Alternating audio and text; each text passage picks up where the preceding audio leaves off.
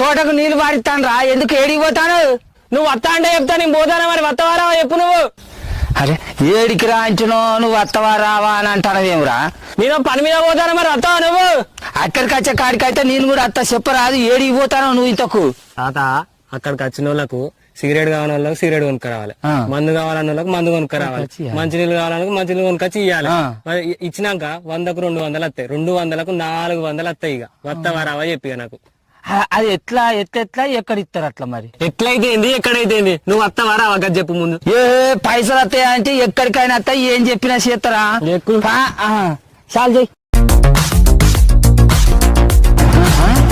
బండ్లు బాగానే జమ అయినాయి. ఎవరు? అరే ఇంతమంది జనం వచ్చి ఇక్కడ ఏం చేస్తారా మరి? అరే వాళ్ళు ఏం చేస్తే నీకెందుకే పారా, అదే పైసలు వస్తే